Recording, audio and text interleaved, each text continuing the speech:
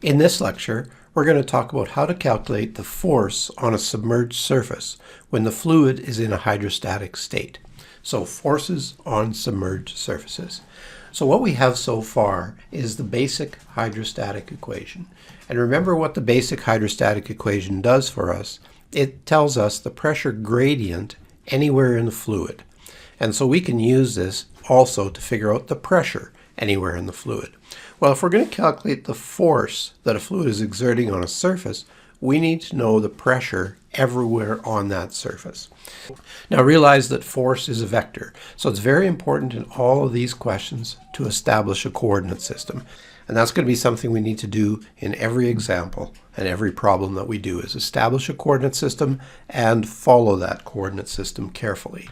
Well, here's the surface that we're going to look at in order to develop an equation that we can use to calculate the force on a submerged surface. So we're starting with just a very arbitrarily shaped surface here. The technique we're going to learn in this class will allow us to calculate the force on any shaped surface. It does not matter how simple or complex the shape is. We'll be able to use the equation we come up with here to calculate the force on that surface. So we have a curved surface here, and that surface is denoted by the letter S, so that refers to the surface. Well, for our discussion here, we're going to assume that the fluid is on this side. We'll see what to do if the fluid is on that side in a moment, but for our discussion, the fluid is going to be on the left side of that surface. Well, so what we're trying to find is the force that the fluid exerts on the surface. So here's the notation that we're going to use for that. Force F, reminding ourselves it's a vector with the arrow over top of that quantity. Force is always a vector. And the subscript S means that we're talking about the force the fluid exerts on the surface. So we'll see that notation used to denote the force the fluid is exerting on the surface. So realize, though, that the fluid on this side of this surface is not all ganging up and pushing at only one spot. So this force is representative of the effect of the pressure pushing everywhere along this surface. So what we're going to have to do is look at every point on this surface, add up all the little forces that are acting at every spot along the surface, add them all up to get this net force that the fluid exerts on the surface. So this is going to involve integration, as we'll see here in a moment. Well, to set this up, we want to concentrate for a little while on a very small element of area on that surface. So this little red patch here has an area dA. And one of the most important characteristics of that element of area is how is it oriented? What direction is it pointing? Well, we represent the orientation of this element of area by something called a unit normal vector. So the definition and use of this unit normal vector is very important in calculating forces and moments on submerged surfaces. So we need to be clear what this unit vector means. Well, the words unit vector tell us the two most important things about this thing. First of all, it's a unit long. So it has a magnitude of 1. And we indicate that not by putting an arrow on top, but by putting a circumflex on top. So this is a vector quantity, but it has a magnitude of 1, and that's what that means. So just like the I, J, K unit vectors that have a circumflex on top, the unit normal also has a circumflex on top for the same reason, magnitude of 1. Now the other important thing about this is that it is normal to the surface. So this angle is 90 degrees always. So it's always normal to the surface. And our convention here is for it to be pointing into the fluid that we're considering. So remember, we're worried about the fluid on the left side of this thing. So we have our unit normal pointing into that fluid. If there was another fluid over here, or we were interested in the effect of this fluid on the surface, then we would define our unit normal in the opposite direction, pointing into the fluid that we're considering. But we're considering the fluid over here right now, So our unit normal is that way. So whenever we're setting up a unit normal in the problems that we're going to be doing, there's two things we need to be sure about. It has a magnitude of 1 and it's perpendicular to the surface we're working with. Now, the reason that that's important is because everywhere along this surface where the fluid is pushing, the direction of that force is governed by this unit normal, governed by the orientation of this small element of area. So we'll just blow this up a little bit over here. There's nothing different here, just a little bit bigger. Realize that the force acting on that surface is perpendicular to the surface as well, but it's in the opposite direction to the unit normal. So the fluid over here is exerting a small force on that element of area, which we're calling dFs. So this is our same notation for the force that a fluid exerts on a surface, only it's a differential quantity because we're only talking about a small element of area here, not the entire surface. So this force, how big is it and what direction is it pointing in?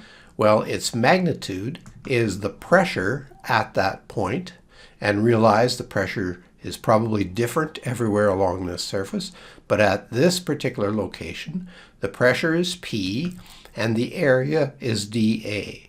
So the product of those two things is the magnitude of this force. And then we just need to give it the proper direction, and dFs is always in the minus n hat direction. So n hat is projecting into the fluid, dFs is perpendicular to the surface in the opposite direction to n hat. So we give dFs its proper direction by putting minus n hat here. So that's our expression for the force that the fluid is exerting just on this little patch of area. So the thing that remains to do here in order to get the total force is to integrate this over the entire area. So that's what we do. So the force, no differential on the front of this anymore, this is the total force exerted on that surface by the fluid, is minus, so that's coming from the direction, we just pulled it out front here, the integral over the surface of P n hat dA. And realize we're showing this integral over the surface as a double integral because in general, to cover a surface, you need to integrate in two directions. Now we'll see in many of the problems that we're going to be doing, we actually only have to integrate in one direction, but to keep this expression as general as possible so that it will work every time, we remind ourselves that a surface is a two-dimensional thing by showing a double integral there. And we'll talk lots about what these integrals look like in different cases as we start to do examples. So what are some things to consider? So we're going to talk about each of these quantities and just think about some of the things we should be considering. So first of all, the pressure. We want to ask ourselves, how does the pressure vary with position on the surface? So that's where the basic hydrostatic equation is going to come in. So as we move around on this surface, how does the pressure change? We have to know that if we're going to solve for this force. So how does the pressure vary with position on the surface? Can that pressure come outside of one or perhaps both of these integrals? Now, that is all going to depend on how we set this integration up and, of course, what the physical situation looks like. But let's think about a couple of simple examples. Let's say you're calculating the force on the bottom of a swimming pool using this equation. Well, on the bottom of a swimming pool, assuming it's a flat bottom, not sloped, but a flat bottom of a swimming pool, the pressure is the same everywhere. So mathematically, what that means is the pressure is not a function of either of the coordinates. So let's say we're describing the bottom surface of the swimming pool as lying in the xy plane. Well, pressure doesn't change as you move in the x direction, and pressure doesn't change as you move in the y direction. So P is not a function of x or y, so it could actually come outside of both these integrals because it's just a constant. In other cases, we might be able to take P outside of one integral and not the other. So let's think about the same swimming pool, but let's say we're calculating now the force on the side of the swimming pool. Well, on the side of the swimming pool, assuming it's a flat surface, as you move vertically along that surface, the pressure changes, but as you move horizontally along that surface, the pressure does not change. So you would be able to take this pressure outside of one integral, but not the other, because it's constant with respect to one coordinate direction, whatever your horizontal coordinate happens to be, but it varies with respect to the other coordinate direction, the vertical coordinate, as you move up and down on the surface of the side of the swimming pool. So this is the type of thing that you want to be thinking about when you set this integral up. How does the pressure vary? Is it a function of two coordinates, one coordinate, or perhaps neither of the coordinates, in which case it can come completely outside of the integral. Now, in terms of where the information comes for that pressure, as I've said, it's going to come from the basic hydrostatic equation. Now, there's a little bit of a step in there we'll see as we do some examples later on. Basic hydrostatic equation tells us the pressure gradient. Well, this is not a pressure gradient here. This is the actual pressure. So we're going to have to learn how to go from the basic hydrostatic equation to an equation for pressure that we can put in here. So the next thing we see in the integral here is the direction. So that's the next quantity we want to consider.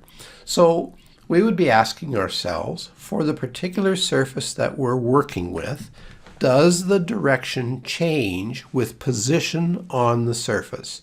So as we move around on that surface, is that unit normal always pointing in the same direction, or is it changing? Is it pointing in different directions as we move around? Well, the arbitrary example that I showed on previous slides was a curved surface. So as we move to different spots on that surface, the unit normal changes direction. So in cases like that, we would need to write an expression for that unit normal as a function of position on the surface. So it'll be a function of our coordinate system, maybe a function of x or y or z, however we've set up our coordinate system. If, on the other hand, we have a flat surface, then the unit normal is a constant. Whatever that constant is still depends on how we set up our coordinate system. But as we move from place to place on the surface, the direction does not change. So n hat is a constant on a flat surface. So the swimming pool example I was talking about, the floor of the swimming pool or the side of the swimming pool, doesn't matter where you go on those flat surfaces, n hat is pointing in the same direction. So again, mathematically, if n hat is a constant, in other words, if it's a flat surface, then when we're setting up and solving this integral, we can take it outside of the integral signs. And so it'll be just treated as a constant. Now the last thing we see here is our element of area, dA. So there we're going to be wanting to think about what is the most convenient element of area for the particular shape that we're trying to work with. So if we have just a rectangular shape, and again just a simple swimming pool, a rectangular swimming pool with a flat bottom, then it probably makes sense to use a Cartesian coordinate system, and it is probably convenient to say dA is equal to dx times dy. So in every problem, we're going to have to express this element of area in terms of the coordinates that we're working with. So if it's a Cartesian coordinate system, this dA will be dx dy. Depending on the orientation of our surface and our coordinate system, it might be dy dz, or it might be some other function of dx dy dz. But it's going to have two differential quantities in it, because an element of area is a two-dimensional thing, has two sides that are required in order to describe it. Now, there may be other times, for instance, if we were calculating a force on a circular shape, where it might be more convenient to use a polar coordinate system, in which case our dA might be something like r dr d theta. And also another example that we'll run into is a cylindrical surface. And there would be another expression for the element of area for a cylindrical surface. So we'll see all of those options as we work through a series of examples here in later videos. But exactly what your dA should look like for the shape of the surface that you're considering is a very important part of setting up and solving this integral.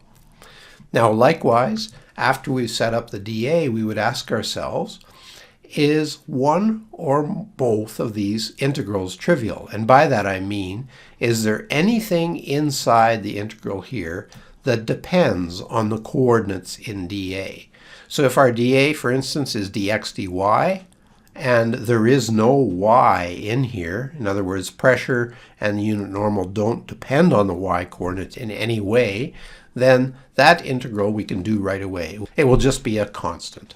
So that's another thing we're looking for, because we can solve one or maybe both of those integrals very, very quickly.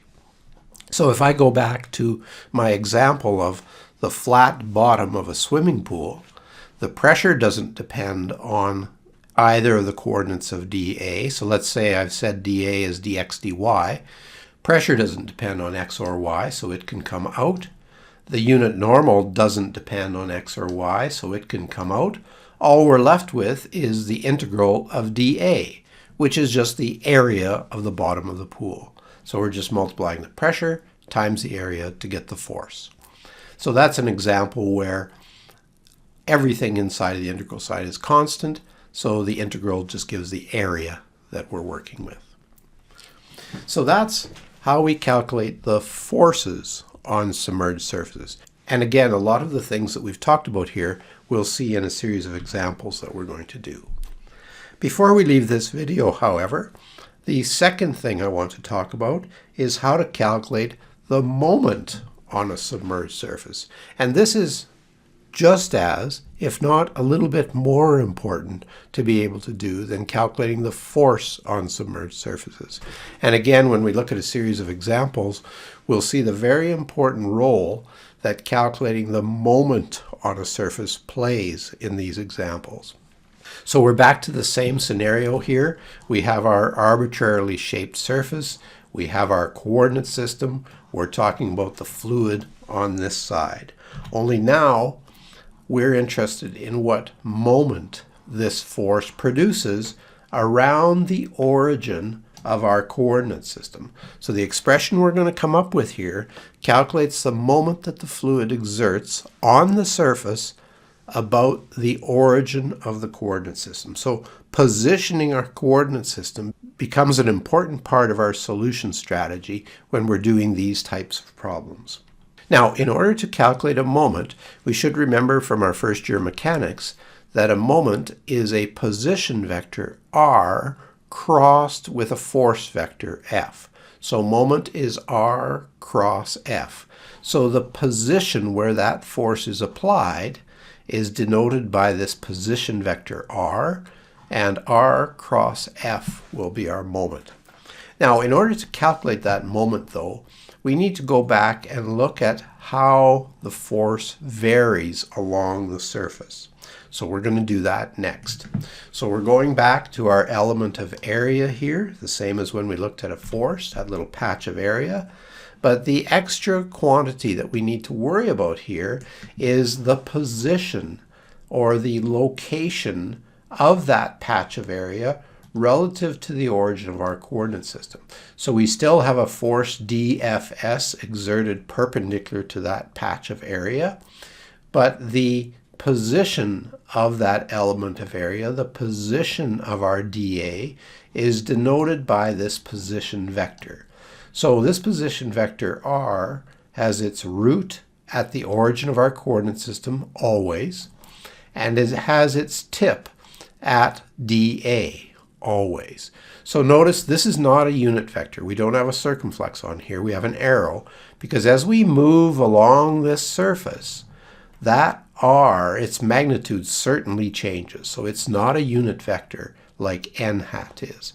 R is a position vector, has magnitude and direction, and the magnitude is certainly not 1.